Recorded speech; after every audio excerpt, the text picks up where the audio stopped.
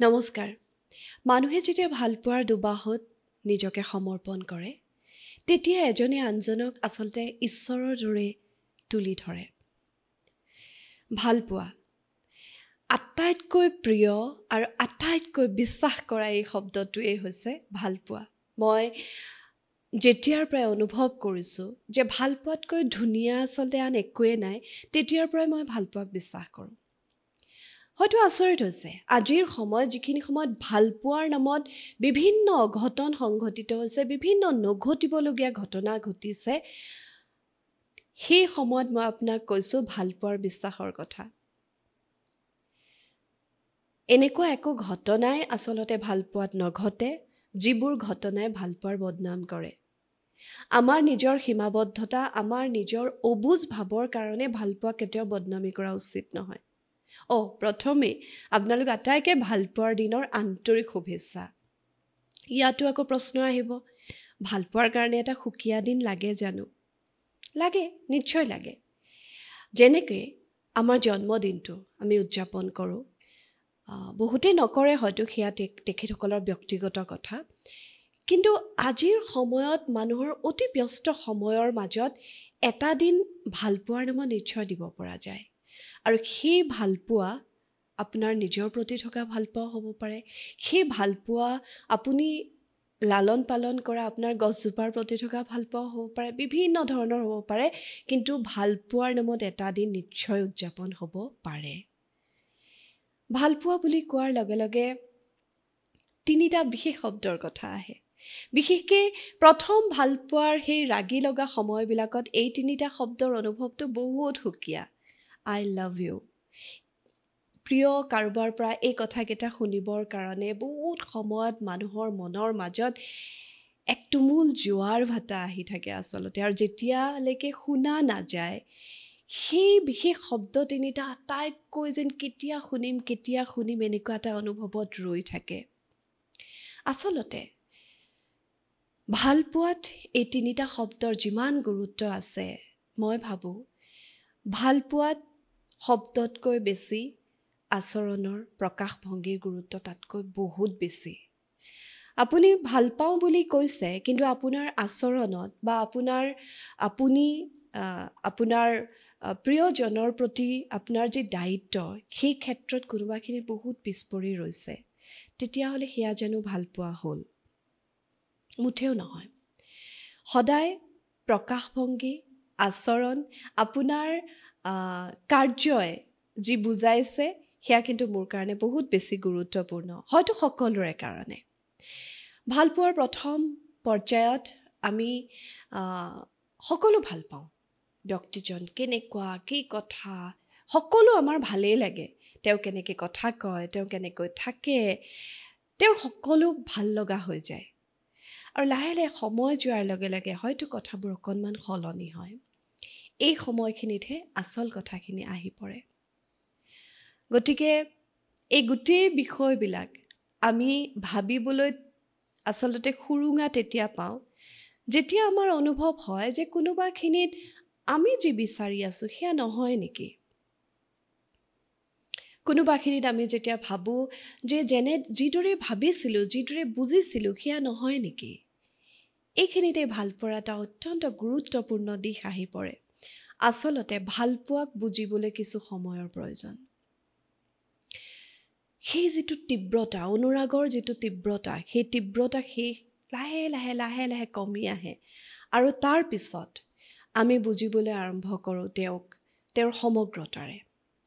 আৰু তাৰ পিছতো যদি আমি ক'ব পাৰোঁ, হয়, তেওঁ যেনেকুৱা তেনেকৈয়ে তেওঁ মোৰ আটাইতকৈ প্ৰিয়, তেতিয়াহ'লে সেয়া ভালপোৱা। ভালপোৱা এনে এক শক্তি, যি আপোনাক আপোনাৰ সৈতে আটাইতকৈ ভালকৈ মুখামুখি কৰাই দিয়ে।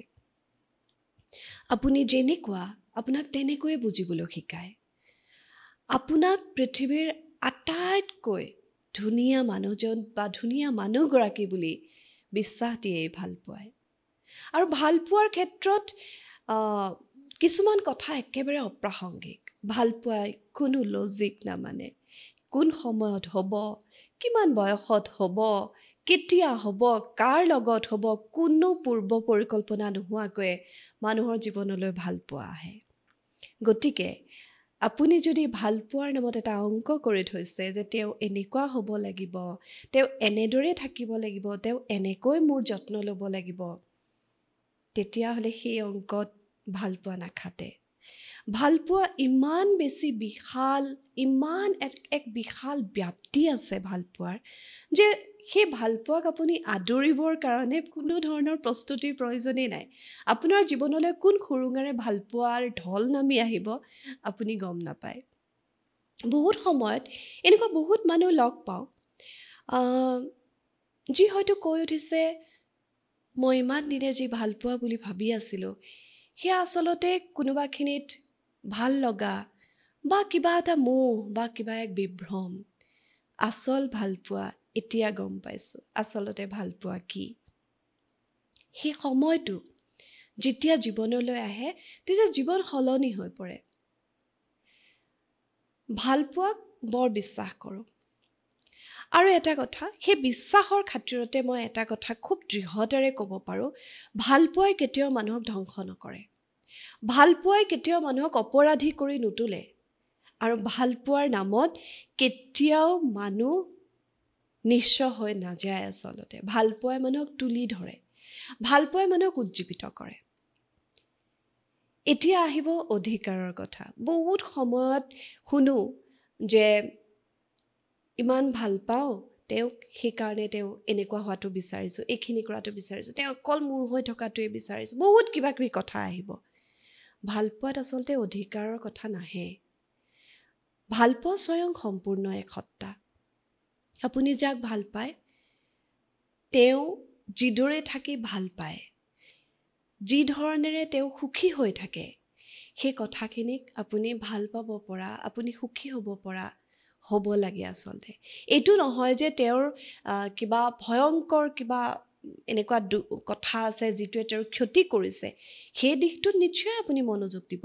কিন্তু তাৰ বাহিৰে তেওঁ কিদৰে থাকিব, তেওঁৰ আচাৰ আচৰণ, তেওঁৰ খোজ কাটল, তেওঁৰ বাহ্যিক চেহেৰা, এই সকলোতে যদি আপুনি সলনি কৰিবলৈ যায়, তেতিয়াহ'লে আপুনি যিজন মানুহক আচলতে ভাল পাইছিল বা আপুনি যিগৰাকী মানুহক আচলতে ভাল পাইছিল, তেওঁ হৈ নাথাকে কেতিয়াও। আৰু সেই সলনি মানুহজন বা মানুহগৰাকী আপুনি ভাল পোৱা মানুহজন বা মানুহগৰাকী নহয় বুলি বুজি উঠোঁতে আপোনাৰ বহুত সময় পাৰ হৈ গুচি যায়। ভালপোৱাক মুকলি কৰি ৰাখক। যদি আপোনাৰ নিজৰ হয়, নিশ্চয় আপোনাৰ কাষলৈ উভতি আহিব। আৰু যি ভালপোৱাত এনেকুৱা বহুত কিছুমান চৰ্ত আহি পৰে, তুমি এনেকুৱা হ'ব লাগিব, তুমি এনেকৈ থাকিব লাগিব, তুমি এনেকৈ ক'ব লাগিব, তোমাৰ এইখিনি ভুল, তোমাৰ এইখিনি এনেকুৱা, যি বাৰম্বাৰ আপোনাক ক্ৰিটিচাইজ কৰে, সেয়াতো ভালপোৱা নহয়। সেয়া আপোনাক এটা পাগত বহুৱাই, এটা সুকীয়া সাঁচত বহুৱাই তৈয়াৰ কৰিবলৈ বিচৰা এক ধৰণৰ কচৰত মাত্ৰ। সেয়া কেতিয়াও ভালপোৱা নহয়। ভালপোৱা বৰ বিশাল, বৰ মুকলি। আপোনাক যি ভাল পায়, আপোনাক তেনেদৰে গ্ৰহণ কৰিব। আপুনি তেওঁৰ কাৰণে নিজক সলনি কৰিব নালাগে। এনেকুৱা বহুত মানুহ দেখোঁ যে কাৰোবাৰ কাৰণে নিজক সলনি কৰিবলৈ গৈ নিজস্বতাক হেৰুৱাই পেলাইছে। আৰু যেতিয়া সেই মানুহজন বা মানুহগৰাকী তেওঁৰ জীৱনৰ পৰা আঁতৰি যায়, সেইখিনি সময়ত তেওঁ ঠাউনি নোপোৱা অৱস্থা হৈ যায়। গতিকে অন্ততঃ ভালপোৱাৰ নামত নিজক সলনি নকৰিব। আপুনি যেনেকুৱা তেনেকৈ আপুনি বৰ ভাল, বৰ সুকীয়া। আপোনাৰ একক আৰু অনন্য যি স্থিতি আছে, সেই স্থিতিক যি অন্তঃকৰণেৰে ধাৰণ কৰিব পাৰিব, গ্ৰহণ কৰিব পাৰিব, সেই সময়টোলৈকে অন্ততঃ বাট চাওক। বহুত সময়ত আমি সম্পৰ্ক এটা হেৰুৱাওঁ। এইখিনিত মোৰ এটা কথা আছে, হয়তো আপোনালোক একমত নহ'বও পাৰে। ভালপোৱা আৰু সম্পৰ্ক দুটা সম্পূৰ্ণ পৃথক কথা। আপুনি কাৰোবাক প্ৰচণ্ড ভাল পায়, সমগ্ৰতাৰে ভাল পায়, আপুনি তেওঁৰ নামত সমৰ্পিত, কিন্তু হয়তো সম্পৰ্ক এটা আপোনাৰ কাৰণে নহ'বও পাৰে। আপুনি সেই কথাখিনি বুজি পায়, আপুনি মুকলি কৰি ৰাখিছে, আপুনি তেওঁক কেতিয়াও এনেকুৱা এটা বান্ধোনত ৰাখিব বিচৰা নাই, যি বান্ধোনেৰে তেওঁ হয়তো আপোনাৰ সৈতে থাকিব নোৱাৰিবও পাৰে। সেই ভালপোৱা বৰ স্পণ্টেনিয়াছ, বৰ স্বতঃস্ফূৰ্ত, কিন্তু সম্পৰ্কৰ প্ৰয়োজনীয়তা হয়তো আপোনাৰ নাই, তেনেকুৱা হ'ব পাৰে। গতিকে সম্পৰ্কৰ ভালপোৱা কেতিয়াও একেলগ নকৰিব। যেতিয়া ভালপোৱাত কমিটমেণ্টৰ কথা আহে, এনেকুৱা আজিকালি বহুত কথা আহিছে, ছিটুৱেশ্যনশ্বিপ। মই ছিটুৱেশ্যনশ্বিপ বুজিবলৈ অকণমান অসুবিধা পাওঁ আচলতে। আপোনাৰ প্ৰতি ভালপোৱাও আছে, কিন্তু আপোনাক তেনেকৈ ল'বও নোৱাৰে, আপোনাক যাবলৈও নিদিয়ে, আপোনাৰ সৈতে থাকে। আৰু কেতিয়াবা এনেকুৱা কথাও হয় যে তেওঁ আছে লগত, গতিকে তেওঁক এৰি মই তোমাৰ ওচৰলৈ আহিব নোৱাৰোঁ, কিন্তু তোমাকো মই ভাল পাওঁ। এইটো আকৌ কেনেকুৱা ধৰণৰ কথা? এই যে মাজত কোনোবাখিনিত আপোনাক ওলোমাই ৰাখিছে, এই কথাটোৰ পৰা ওলাই আহক। এই কথাটোৱে আপোনাক কষ্ট দিব। যদি আপোনাক ভাল পায়, পৃথিৱীত বেলেগ কোনো কথাই নাহে। আপোনাক অন্ততঃ হ'ব পাৰে যে মই কৈছোঁ সম্পৰ্ক এটাৰ কথা নাহে, কিন্তু আপোনাক অন্ততঃ সেই কথাটো স্বীকাৰ কৰাৰ সাহস তেওঁৰ নিশ্চয় থাকিব যে মই তোমাক খুব ভাল পাওঁ। এই কথাটো নিশ্চয় আহিব। কিন্তু মই তোমাক ভাল পাম বা ভাল পাওঁ, কিন্তু মানে তেওঁ আছে যে সেইকাৰণে মই এই কথাটো ক'ব নোৱাৰোঁ। এই ধৰণৰ কথাবিলাকত কেতিয়াও মোহ যোৱাটো, ভুল যোৱাটো আচলতে আমাৰ ভাল পোৱাৰ কাৰণেই ক্ষতিকাৰক বুলি মই ভাবোঁ বহুত সময়ত। আৰু ভালপোৱা দুটা শব্দ অত্যন্ত প্ৰয়োজনীয়। মই কৈছোঁৱেই যে অনুৰাগৰ তীব্ৰতা যেতিয়া শেষ হৈ যায়, তাৰ পিছত আমি বুজি উঠোঁ যে কোনখিনিত সেই ৰেচপেক্ট আৰু কম্পেশ্যন আছে। সন্মান আৰু সহমৰ্মিতা যদি নাথাকে, তেতিয়াহ'লে সেয়া কেতিয়াও ভালপোৱা নহয়। ভালপোৱা যিটো ৰোমেন্স স্বাভাৱিক এটা কথা, আৰু ৰোমেন্সটো সদায় নাথাকে। এটা সময়ত ভালপোৱাত শ্ৰদ্ধা আৰু কম্পেশ্যন, সহমৰ্মিতাৰ বহুত প্ৰয়োজন হৈ পৰে, বহুত বেছি। যদি শ্ৰদ্ধাই নাথাকে, যদি সন্মানেই নাথাকে, তেতিয়াহ'লে সেয়া কেনেকুৱা ধৰণৰ ভালপোৱা? আৰু দুটা শব্দ মই খুব গুৰুত্বপূৰ্ণ বুলি বিশ্বাস কৰোঁ, কেয়াৰ আৰু ডেয়াৰ। আপুনি যাক ভাল পায়, তেওঁ ভালে থাকিবৰ কাৰণে, তেওঁ সুখত থাকিবৰ কাৰণে, তেওঁ কুশলে থাকিবৰ কাৰণে আপুনি 100% যত্নপৰ হ'ব। আৰু এটা কথা, সাহস। ভালপোৱাক স্বীকাৰ কৰিবলৈ 100% সাহস থাকিবই লাগিব। যদিহে নাই, তেতিয়াহ'লে সেয়া কেতিয়াও ভালপোৱা নহয়। কোনোবাখিনিত আমি অকণমান ভুলকৈ বুজি আছোঁ কথাবিলাক চাগে। ভালপোৱাত কম্পেশ্যন, ৰেচপেক্ট, কেয়াৰ, ডেয়াৰ, এই কথাকেইটা বৰ দৰকাৰ। আৰু বহুত সময়ত আমি ভাবি লওঁ যে ভাল পাই কাৰণেহে এনেকুৱাখন কৰিছে। আমি বুজিবলৈ যত্ন কৰোঁ যে তেওঁ কিমান অসহায়, এই কাৰণেহে এনেকুৱা হৈছে। আচলতে সঁচা ভালপোৱাত এই ধৰণৰ কথাবিলাক আহি নপৰে। ভালপোৱাই আপোনালোকক যদি কাষ চপাই আনিবলৈ আছে, তেতিয়াহ'লে সেইখিনি সাহস, সেইখিনি যত্ন, সেইখিনি সন্মান, সেইখিনি মৰম নিশ্চয় থাকিব। আজি ভালপোৱাৰ দিনত মোৰ সকলো ভালপোৱাৰ ওপৰত বিশ্বাস ৰখা মানুহলৈ আন্তৰিক শুভকামনা। আটাই কুশলে থাকক। গোটেই জীৱন এইখিনিতে মই মোৰ দেউতাৰ কথা ক'বলৈ মই ভাল পাম। মই দেখা আটাইতকৈ ভাল পাব জনা মানুহজন মোৰ দেউতা। মোৰ দেউতাই মোৰ মাক যিদৰে ভাল পোৱা দেখিছিলোঁ, সেই আচলতে ভাষাৰে বুজাবলৈ মই একেবাৰে সমৰ্থ নহয়। ইমান আদৰ, ইমান যত্ন, আৰু একে সময়তে সাংঘাতিক সন্মান কৰিছিল মোৰ দেউতাই মোৰ মাক। দেউতাই আমাকো যিমান ভালপোৱাৰে আৱৰি ৰাখিছিল, সেই ভালপোৱা দেউতাক মই সেইকাৰণে সদায় দেউতাৰ কথা মনলৈ অহাৰ লগে লগে সেই বহল বিশাল এক বোধ আহে। বহুত সময়ত গোটেই জীৱন একেলগে থাকিও হয়তো মানুহে সেই ভালপোৱা নাপায়। কেতিয়াবা এটা লহমাৰ কাৰণে, কেইটামান দিনৰ কাৰণে, সেয়া লাগিলে একেবাৰে কম সময়ৰ কাৰণেই হওক, গোটেই জীৱন উপচাই থৈ যাব পাৰে মানুহে মানুহক। The bridges of Madison County মই আটাইতকৈ ভাল পোৱা এখন উপন্যাস। আৰু এইখন উপন্যাস আচলতে বিভিন্ন ভাষাত চিনেমা হিচাপে নিৰ্মাণো হৈছে। আপোনালোকে হয়তো চিনেমাখন চাইছেও। মাত্ৰ 4 দিনৰ বাবে এগৰাকী মহিলাৰ জীৱনলৈ এজন পুৰুষ আহিছিল।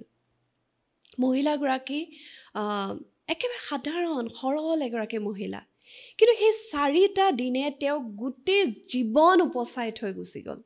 তেওঁ মৃত্যুৰ সময়লৈকে সেই ভালপোৱাক তেওঁৰ মাজত বহন কৰিলে আৰু তেওঁ সমৃদ্ধ হৈ থাকিলে সেই ভালপোৱাৰে। তেওঁ এগৰাকী শ্ৰেষ্ঠ মাতৃ, তেওঁ পত্নী হিচাপেও কাহানিও তেওঁৰ আদৰ যত্ন একোতে কাৰ্পণ্য কৰা নাছিল, কিন্তু সেই 4টা দিনত তেওঁ কাহানিও অস্বীকাৰ কৰা নাছিল। তেওঁ সেই ভালপোৱাক উৰে জীৱন নিজকে সমৃদ্ধ কৰি ৰাখিব পৰাকৈ তুলি ধৰিলে। সেয়া আচল ভালপোৱা। মই সেইকাৰণে কৈছোঁ, বহুত সময়ত আমি কওঁ যে হেৰাই থাকিলে, ভাল কিবা হ'ল, ব্ৰেকআপ হ'ল, কিবা হ'ল, বহুত কিবা কিবি কওঁ। ভালপোৱা কেতিয়াও নেহেৰায়। যদি আপুনি প্ৰকৃততে কাৰোবাক ভাল পাইছে, তেওঁ লাগিলে 10টা দিনৰ বাবে, 10টা মাহৰ বাবে আপোনাৰ জীৱনলৈ নাহক কিয়, তেওঁ আপোনাক সমৃদ্ধ কৰি থৈয়ে যাব। আৰু এই যে আমি কওঁ আজি তাইৰ এনেকুৱা হ'ল কাৰণে এনেকুৱা অৱস্থা হ'ল, তাইৰ বা তেওঁৰ এনেকুৱা অৱস্থা হ'ল, তেওঁ ভাগি পৰিলে, কিবা হ'ল, কেৰিয়াৰত সকলো শেষ হৈ গৈছে, বহুতেতো জীৱনৰ পৰাই গুচি যায়। একেবাৰে সঁচা কথা নহয়, একেবাৰে শুদ্ধ নহয় আচলতে। সেই ভালপোৱা ইমান অবিনাশী এক সত্তা, যি আমাক অধিক জিলিকাই তোলে। আপুনি যাক ভাল পায়, তেওঁ যদি আপোনাৰ অবিহনে বেছি সুখত আছে, বেছি কুশলে আছে, তেতিয়াহ'লে আপুনি তেওঁক কেৱল আপুনি ভাল পোৱাৰ খাতিৰতে কাষত ৰাখিব বিচৰাটো এক ধৰণৰ অন্যায়। তেওঁক মুকলি কৰি দিয়ক। তেওঁৰ সুখত, তেওঁ কুশলে থকাৰ নামত আপুনি সুখী হ'বলৈ যত্ন কৰক, আৰু আপুনি নিজকে ইমান বেছিকৈ ভাল পাবলৈ আৰম্ভ কৰা উচিত আচলতে, যে আপুনি কাৰোবাক ভাল পায়। যি সময়ত ঘৃণাই পৃথিৱী চানি ধৰিছে, সেইখিনি সময়ত আপুনি কাৰোবাক ভাল পোৱাৰ নামত মুক্ত কৰি দিছে আৰু নিজকে জিলিকাই ৰাখিব পাৰিব লাগে। আচলতে ভালপোৱাৰে আপুনি ইমান সমৃদ্ধ হোৱা উচিত যে আপুনি নিজৰ প্ৰতিও সেইখিনি মনোযোগ আনক। মই কৈছোঁৱে, যি ভালপোৱাই আমাক নিজৰ প্ৰতি মনোযোগী কৰি তোলে, নিজকে ভালে ৰাখিবলৈ শিকায়, আমাক কুশলে থাকিবলৈ, আমাক নিজকে যত্ন ল'বলৈ শিকায়, সেই ভালপোৱা আচলতে আচল ভালপোৱা, সঁচা ভালপোৱা। গতিকে আপুনি কাৰোবাক যদি ভাল পায়, সেই দিনটোৰ পৰাই আপোনাৰ নিজকো সেই একেধৰণে ভাল পাবলৈ আচলতে আৰম্ভ কৰা উচিত, আৰু সেয়া আপুনি হৈ উঠে। যদি কাৰোবাক ভাল পায় আৰু নিজকে ভাল নোপোৱাকৈ থাকে, তেতিয়াহ'লে আপুনি আচলতে কাকোৱে ভাল পাব নোৱাৰে। প্ৰাথমিক চৰ্তটোৱে হৈছে ছেল্ফ লাভ। নিজকে প্ৰচুৰ ভাল পাব জনা মানুহেহে কাৰোবাক সম্পূৰ্ণতাৰে ভাল পাব পাৰে। মই এই কথাটো 100% বিশ্বাস কৰোঁ।